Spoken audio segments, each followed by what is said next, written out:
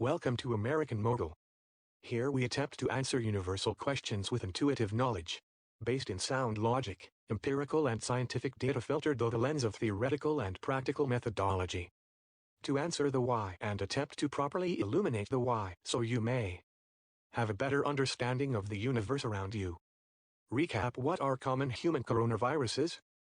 Common human coronaviruses were first identified in the 1960s, and are well-known causes of the common cold and flu. There are four main subgroupings of human coronaviruses, and they are thought to be predominantly transmitted through contact with bodily fluid from an infected person by acts like coughing and sneezing. Microscopic droplets produced by the infected person can be inhaled by someone nearby, usually within an 18 to 24-foot radius, or they can also be transmitted via contact with a contaminated surface and then inadvertently touching one's face or rubbing one's eyes. How is COVID-19 different? SARS, Severe Acute Respiratory Syndrome, MERS, Middle East Respiratory Syndrome, and now COVID-19, Coronavirus Disease 2019, are zoonotic coronaviruses. These are viruses that have jumped the species barrier from their normal animal host to humans. This can happen through direct contact with an infected animal, as well as indirect contact or eating contaminated food. Zoonotic diseases are also very common, and once transmitted to humans, they can spread through person-to-person contact as well. How transmission of COVID-19 is occurring and what can we do to arrest the spread? Respiratory transmission. Current evidence suggests that COVID-19 spreads between people through direct and/or indirect close contact with infected people via mouth and nose secretions. These include saliva, respiratory secretions or secretion droplets. These are released from the mouth or nose when an infected person coughs, sneezes, or speaks. People who are in close contact within 6 meters or 18 to 24 feet with an infected person can catch COVID-19 when those infectious droplets get into their mouth, nose or eyes. Laboratory experiments can produce very small droplets, droplet nuclei or aerosols, that are able to stay suspended, airborne, for longer periods of time and travel further than originally predicted. When such laboratory procedures were conducted on people infected with COVID-19 in health facilities, these aerosol nuclei containing the COVID-19 virus. These aerosols can gain access to and contaminate others if they are not wearing appropriate personal protective equipment. Closed proximity. There have been many reported outbreaks of COVID-19 in many closed settings, such as airplanes, box stores, casinos, cruise ships, mass transit, movie theaters, nightclubs, places of worship, places of work, restaurants, and schools where an infected person coughs, sneezes, or speaks. In these outbreaks, respiratory transmissions, aerosol transmission, droplet nuclei, particularly in these enclosed environments where individuals are within the 6 meters or 18 to 24 feet the safety zone and there is inadequately ventilation, are highly contagious. Additional studies are urgently required to examine such instances and assess their significance for transmission of COVID-19. Conjunctiva, also known as ocular surface transmission. Transmission through the ocular surface is considered a possible route of transmission for COVID-19 based on a recent case report and evidence of virus exposure from the eye among cases with conjunctivitis. In a case report, they describe a healthcare worker who became infected with COVID-19 after visiting a patient wearing an N95 respirator, but no eye protection. The healthcare worker developed eye redness and then confirmed COVID-19. In one study of 30 confirmed COVID-19 cases, tear and conjunctival secretions were collected twice from each patient and tested using reverse transcription polymerase chain reaction (RT-PCR). 2 patients had conjunctivitis with one of 2 samples yielding a positive RT-PCR result. The remaining 28 samples from all other patients were negative. In a cross-sectional study of 72 laboratory-confirmed cases of COVID-19, 2 patients, 2.8%, had conjunctivitis. Viral RNA fragments were identified in ocular discharges using a RT-PCR assay in the 2 patients with conjunctivitis. Additional studies are urgently required to examine such instances and assess their significance for transmission of COVID-19. Fecal to ocular and respiratory transmission, FARTS. While the virus has been detected in the stool, the roles of fecal to ocular and respiratory transmission remains uncertain. As part of early investigations of the outbreak, The virus responsible for COVID-19 has been detected and isolated in the intestinal tissues of animals challenged with the virus. World Health Organization. Tissues in the oral cavity express angiotensin-converting enzyme 2 ACE2 receptors that are believed to be used by COVID-19 to enter cells. ACE2 receptors have also been documented in the cytoplasm of gastrointestinal epithelial cells. It has been reported that some of patients experienced diarrhea and vomiting during COVID-19 infection, with case reports of gastrointestinal symptoms in the absence of respiratory symptoms. COVID-19 RNA has been detected in the stool in various studies, with prolonged molting for up to 4 to 5 weeks in moderate cases and pediatric cases. COVID-19 ref. What we know so far. WWKSF. Routes of transmission. 5 live virus has reportedly been cultured from stool samples. Case reports have found SARS-CoV-2 RNA detection and intracellular staining of viral nucleocapsid protein in gastric, duodenal, and rectal epithelia, demonstrating that SARS-CoV-2 infects these gastrointestinal glandular epithelial cells. The World Health Organization and China Joint Mission documents note that viral RNA has been detected in feces in up to 30% of patients from day 5 following onset of symptoms, and in some cases has been detected for up to 4 to 5 weeks. Additional studies are urgently required to examine such instances and assess their significance for transmission of COVID-19. Fimite transmission. There is currently no definitive data on the ability of COVID-19 to survive or be transmitted through surfaces. However, there is ancillary confirmation to support this is a possible source of transmission.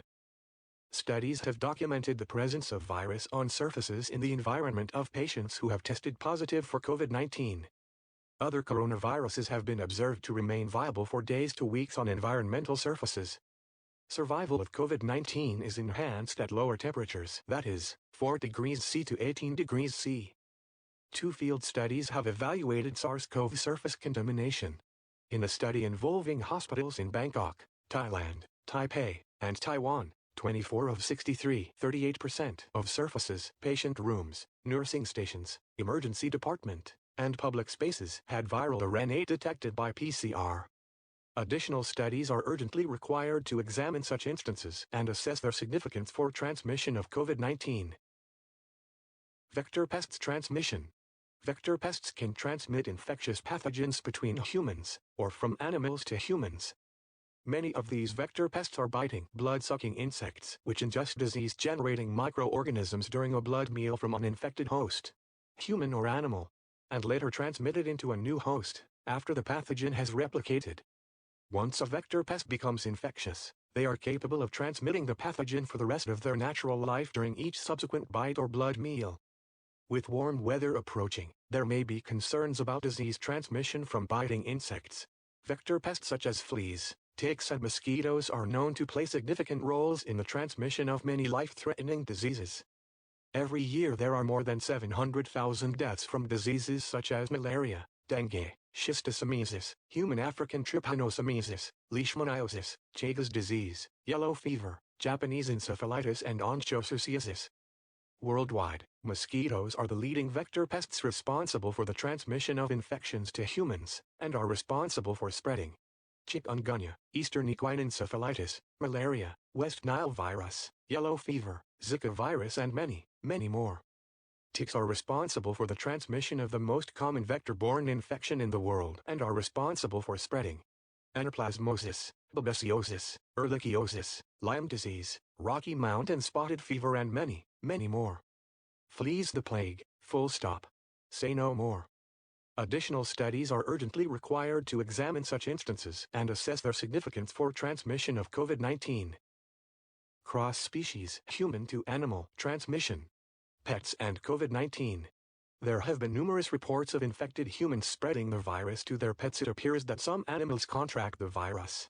A number of laboratory studies suggest that cats, dogs, ferrets, and hamsters can be infected with COVID-19.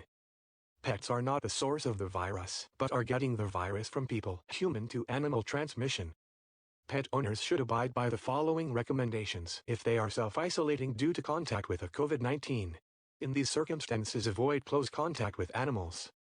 Do not allow them lick you, allow them sit on your lap, allow them sleep in your bed, avoid coughing and sneezing on your animals. Restrict your animal's contact with other people and animals outside the household until your illness is resolved or you are no longer required by the public health authority to quarantine. Self-isolate, approximately 14 days. Keep your cats indoors at all times. Keep your dogs on a leash or within a private fenced area when you take them outside to go to the bathroom. Livestock and COVID-19.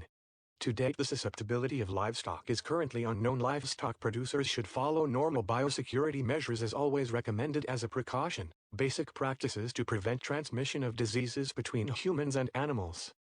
If you have concerns, seek professional advice from your veterinarian or a local public health professional that can help to answer your questions. For more information regarding on-farm disease prevention, consult the National Farm Level Biosecurity Planning Guide. National Biosecurity Standards and Biosecurity Principles. Additional studies are urgently required to examine such instances and assess their significance for transmission of COVID-19. Post-mortem to ocular and respiratory transmission. The dead. As the coronavirus death toll has risen around the world, it has created an unprecedented challenge for the healthcare workers, forensics experts, and funeral directors who manage the bodies. As the dead piled up in the streets of third-world countries, for example in New York City, as hospitals ran out of morgue space, volunteers piled corpses into refrigerated FEMA trucks in an attempt to handle the overflow. Traditional funeral practices have been upended around the world as governments have worked to reduce the chance of transmission between the living and the dead. With millions grieving around the world in isolation, some of the most important questions about corpse management remain unanswered. Scientific literature on the post-mortem risks of the coronavirus is almost non-existent. Researchers have rightly prioritized investigation of life-saving interventions. But even when opportunities for post-mortem insights arise, they're often neglected. While the US Centers for Disease Control and Prevention, the World Health Organization, and other agencies issued interim guidelines for interacting with COVID-19 infected bodies, their advice is based on a mixture of common sense and past experiences with other infectious diseases, not COVID-19 specific research. The decomposition process. How fast this process occurs depends on where the virus lives and how quickly autolysis occurs in those systems. When someone dies, their immune system stops working. This means that a virus is able to multiply in a corpse unchecked before factors like autolysis eventually eradicate the threat. SARS-CoV-2, with the pathogen turning up everywhere from nasopharyngeal swabs and lung tissue to ocular fluid and feces. The question is how long it poses a risk after its host dies. Additionally, the post-mortem research on the coronavirus that does exist is not reliable. There is confirmation that the virus is stimulated from dead bodies when corpses are transmitted, as the lungs can exhale, and gastric leaching can begin spreading the virus in the process. Additional studies are urgently required to examine such instances and assess their significance for transmission of COVID-19. A special request to Sundar Pichai, Chief Executive Officer of Alphabet. Please help us raise awareness and help spread the information necessary to help humanity.